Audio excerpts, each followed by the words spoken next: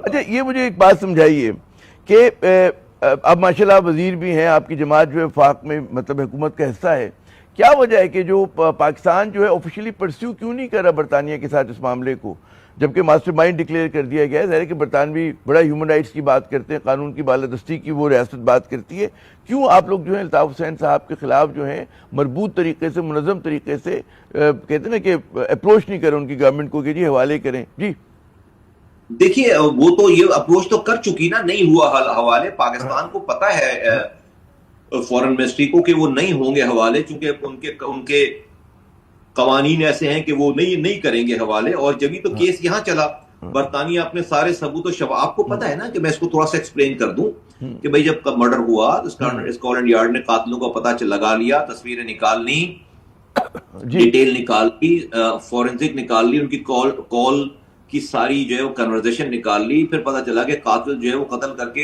Flight سے London برطانیہ چھوڑ چکے ہیں. برطانیہ کی انفارمیشن پہ یہاں کے اداروں نے ان کو پاکستان انٹر ہوتے ہوئے گرفتار کر لیا. پھر انہوں نے یہ ٹریس کر لیا کہ بھئی انہوں نے قاتلوں نے کال کر کے کس سے بات کی ہے. افتخار حسین اس میں نومینیٹ ہو گئے.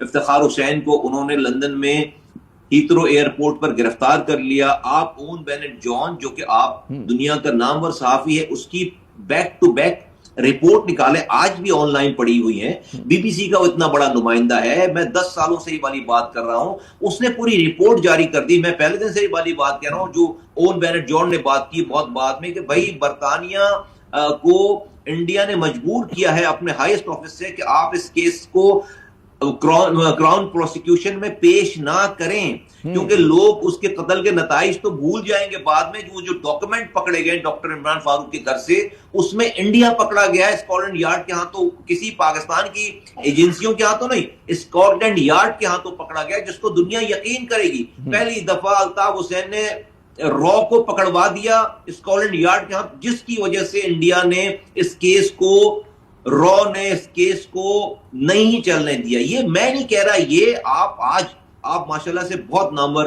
آپ کا نام ہے، اور میں پاکستان کے سارے سننے دیکھنے والوں کو کہہ رہا ہوں آپ اون بینٹ جان لکھیں اور ایم کیو ایم لکھیں، اور اس کی آپ رپورٹ دیکھیں. اگر وہ اون بینٹ جان تو نہیں ہے نا بھئی ہمارا کارکن یا ایسا نان فیمس، کیا اس کی کوئی وہ ایک بڑا نام ہے. یہ بتائیے کہ اس کیس میں اسکانڈر بھی ہیں لوگ، ابھی بھی اسکانڈر ہیں، ان کے بارے میں کچھ تین لوگوں کو اسکانڈر انہوں نے کیا ہے. الطاف حسین، ایم انور ان کی ڈیتھ ہو گئی ہے، ایم انور اللہ کو جو ہے ان کی مغفرت فرمائے، اور افتخار حسین، ان تینوں کو ایکسکانڈر کیا، اور اس میں الطاف حسین کو ماسٹر مائنڈ قرار دیا ہے، ماسٹر مائنڈ قرار دیا. اور آپ کو یاد دلاتا چلوں، دیکھیے الطاف حسین نے برطانیہ میں عمران فاروق کے ماسٹر مائنڈ کو پکڑنے کے لیے یا قاتلوں کو پکڑنے کے لیے تو کوئی اپیل نہیں کی.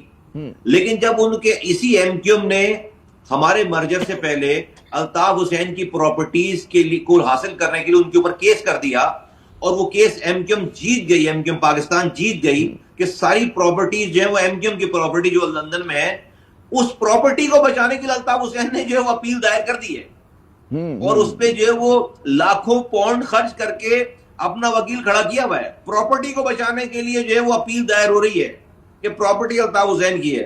عمران فاروق کے قاتل کو پکڑنے اور پکڑوانے اور اس کے ماسٹر مائنڈ کے لیے ایک کوئی 4 لائن بھی لکھ کر جمع نہیں کرائی ہے. قاتل ہے. یہ مجھے بتائیے کہ پرانی بات ہو گئی، قاتل جب یہ کہے گا کہ وہ بتائے گا کہ جو وہ قتل کس نے کیا، تو پھر مال کی سانسیں چل رہی ہوں گی تو آپ اس کو خاموش نہ نہیں پائیں گے.